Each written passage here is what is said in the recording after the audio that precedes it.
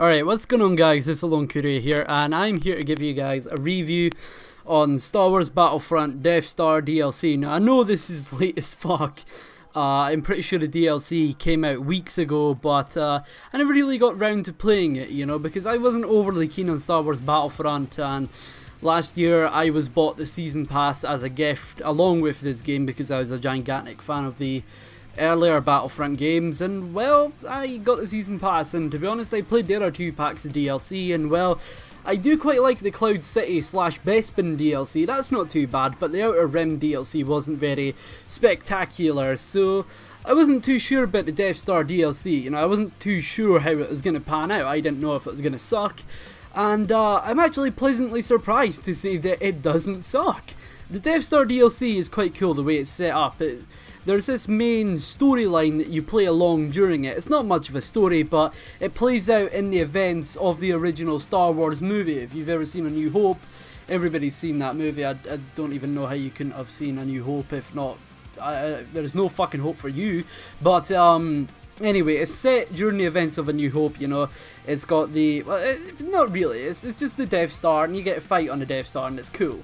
It's got the trench run from A New Hope, which is pretty damn cool, but the way it's set up is you play this first part of the mission called the battle station, the Diversion, and basically you have to destroy one of the Imperial Star Destroyers, and once you've done that, you know, it's got a fair amount of air combat, this DLC. That's something I need to say right now. If you're not too much of a fan of the aerial combat in this game, like fighting with the X-Wings and the A-Wings, you're probably not really going to enjoy this DLC because it's two parts aerial combat and one part infantry combat, which, if you're not too keen on it, you're probably not going to like this DLC, but you know, it's worth a try anyway, because it's pleasantly surprising. I thought that the aerial combat fucking sucked originally, but it's just I never really learned how to play it, and I always thought it was ridiculously boring, but it's actually kind of fun once you get a hang of it. It's just I'm not overly keen on it, but it's quite fun at times. And yeah, this is more an aerial combat kind of DLC pack. So it starts off, you're either playing as the Imperials or the Rebel Alliance.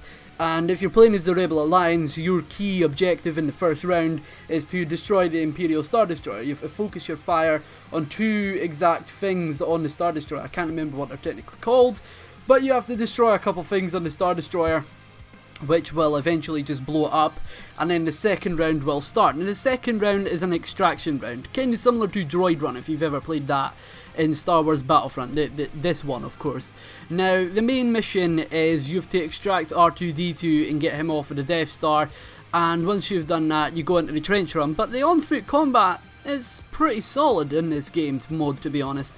I mean, yes, it's just another Battlefront-esque map. There's nothing much to it. It just feels like another Battlefront map, except it's set on the Death Star. It looks pretty, but you know, it's just average on-foot combat. I'm not too sure how to exactly describe it. Now, Battlefront's one of those games where you end up racking up a shit ton of kills in matches, and this is definitely another map where you can just literally hoard the shit out of kills and leave the match with about, you know, well, leave that part of it with about 30 plus kills. You know, it's ridiculously easy, especially if you get one of the hero characters like Han Solo, and if you're good with him, you can get so many kills, and it's quite fun. You know, it's just mindless gun.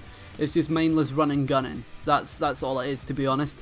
But moving on, after that there's the trench run portion, which is pretty damn fun, to be honest. It's another piece of aerial combat where your main objective is to defend these X-Wings. I'm not too sure what they are. I think they're X-Wings. It's what it was in the movie. I'm expecting it to be X-Wings. But someone will be selected to make the trench run. And when you do that, you have to get all the way to the other side of the Death Star and basically fire into the exhaust ports and then blow the fuck out of the Death Star. Now, it's a bit of a slugging match, to be honest, because it's mainly your X-Wing will get half the way there and then it'll get blown the fuck up, and it's a bit of an awkward game mode, but it's kind of fun, to be honest.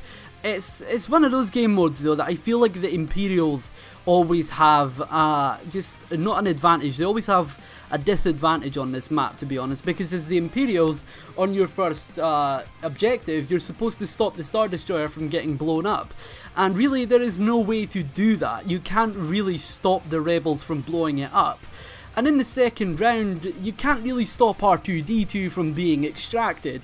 The best that you're probably going to do is delay it by a ridiculous amount, but at some point in the match, they're always gonna win, you know. It's just the way this game goes. And it is very, very unfair the way the enemies, the way the game modes work, because it's like one team is going to always win. There is no stopping them. And that's definitely the case with this DLC. The rebels will always win unless they're absolutely garbage, and the Imperial team is like a team full of Battlefield 4 veterans that have put over 5,000 hours into Battlefield 4 and at least 7,000 into Battlefront. You know, there's no way to stop the rebels, technically, and it's very hard to actually do so, you know, and you end up losing, and it's like, well, fuck you, DICE. This game mode is so immensely stacked against you, there's no real way to win it anyway. But with that out of the way, it's still pretty fun regardless. I do recommend buying this DLC, but as I said, if you're a fan of the aerial combat in Battlefront, it's definitely for you. But if you're a fan of the infantry combat, then I would recommend buying Cloud City or Bespin instead, because that's more to your flavour.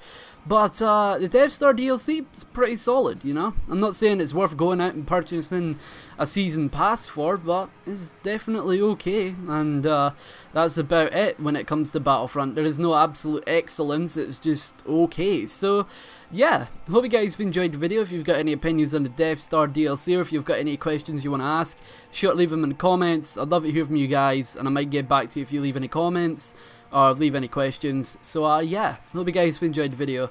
See you guys in the next one. Peace.